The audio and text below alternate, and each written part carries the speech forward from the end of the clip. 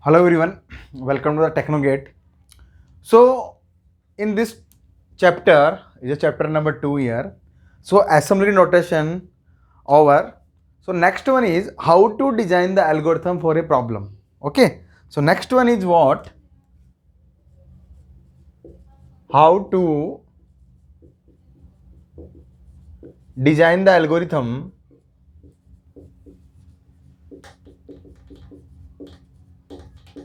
for a problem.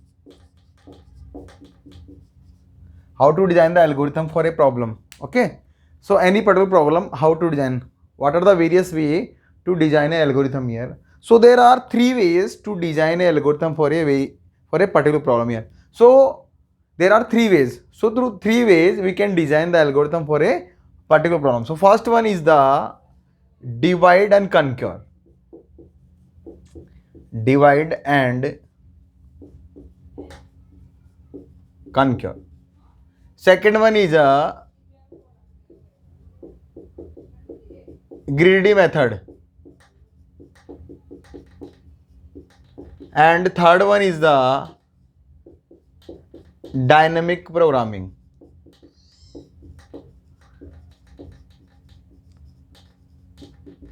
So there are three ways in which we can design a problem or we can design an algorithm for a particular problem here. So first one is divide and conquer, second is a greedy method, third is a dynamic programming. So some of the problems solved through the divide and conquer, some of the problems solved through the greedy method, some of the problems solved through the dynamic programming. So first of all, we will discuss all three in the deep manner. So first one, what is the applications of divide and conquer, how to approach, how to design the recurrence relation, how to design the recursive program, and how to design the time complexity and space complexity.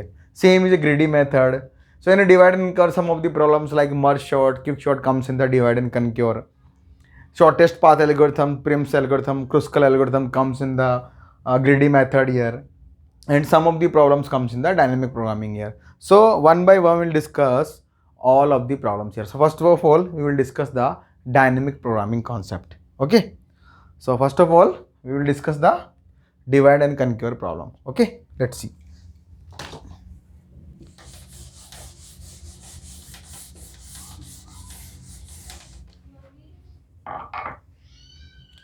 So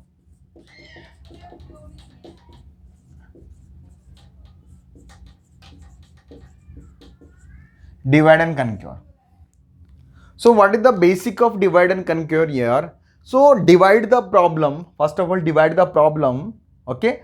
And after that division, conquer the problem, combine the problem. Okay. So here, what is the basic here? For a particular algorithm, there is some basics here. So what is the basics here? Recursion. So we divide recursively and we combine recursively. Okay. So what is the basic thing here is a recursion. Okay. Recursion here. So first of all, we see the basic here. So what is the recursion here? So recursion means, what is the recursion here? A function is calling itself to solve a particular problem called recursion here. Okay. So what is the recursion here? A function is called itself to solve a particular problem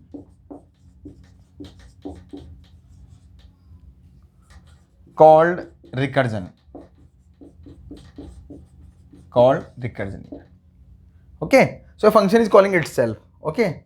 So same function is calling again and again is called the recursion here. So suppose like that, we want to like factorial 5 here.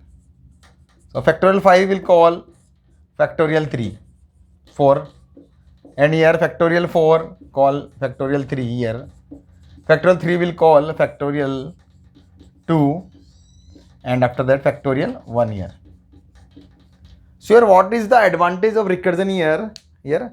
So first of advantage is here, same logic. Every time we are applying same logic here. Every time we are applying same logic here. Okay. And second advantage is what? The bigger problem is divided into the smaller problem. Okay. Same logic here. Factorial 5. Okay. Factorial 4. Factorial 3. Factorial 2. Factorial 1 here. So you know how to find the factorial here. So same logic here, and bigger problem into a smaller problem. Bigger problem into smaller problem. Okay, you know the factorial of n is what? N into factorial n minus 1. This one. Yes or no? So what is this here? So apart from n, so we multiply the n here, no problem here. So factorial n calling factorial n minus 1. So same function is calling again and again. So same logic apply here. What?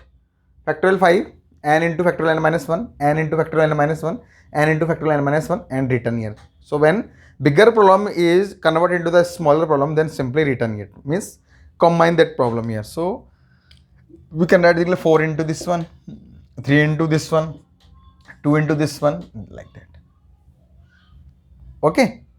So let's see. Same logic here and bigger problem into the smaller problem here. Okay. Now, what are the properties of recursion?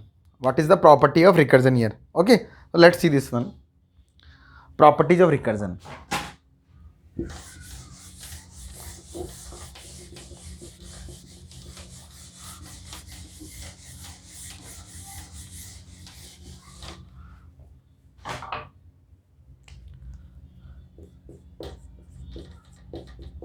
Properties of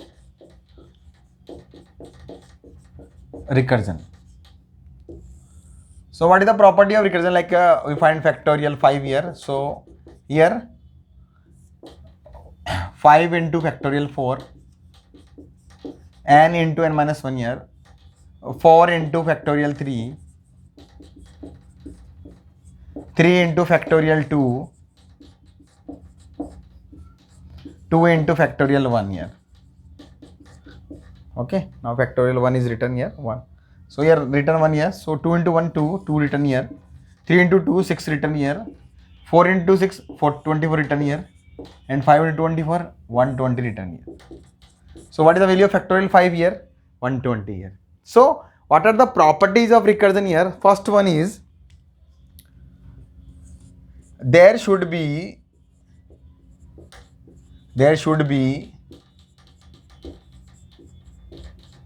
recursive calls. There should be recursive call. Recursive call means same function is calling same function again. Okay. So suppose that like your ABC function is calling like XYZ function. It is not a recursion because ABC is calling XYZ. Same function is calling same function, then only recursion. Okay. So it is not a recursion. So here there should be recursive call means same function calling same function again. Okay. Second one is okay. Second one is from one recursive call to another recursive call. One recursive call to another recursive call. Parameter value should be changed. Parameter means here 5 is calling. So now we 5, 4 here.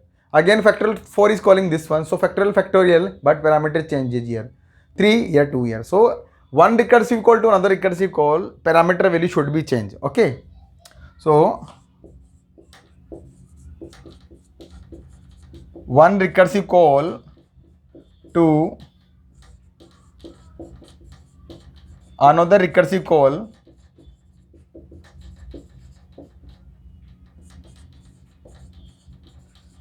parameter value should be changed.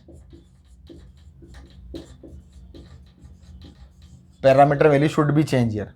Okay. So first one is there should be a recursive calls here. Second one is a one recursive call, another recursive call. Parameter value should be changed. And third important part is there should be termination condition. Okay. If termination condition is not here put up, then it goes to the infinite loop here. So terminate if whenever factorial 1 is here, so return 1 here. Okay. So there should be some termination condition. Otherwise, it go to the infinite loop. So third one is there should be termination condition.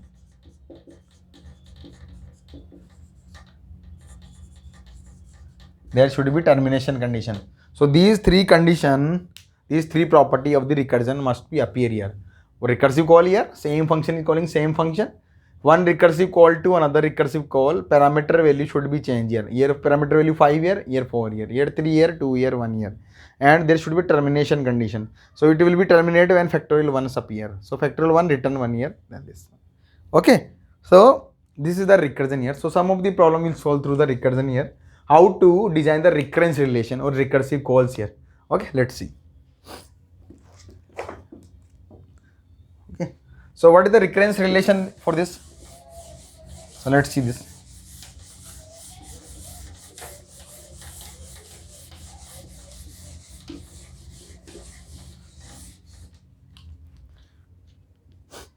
So through recursive program, we design the recurrence relation.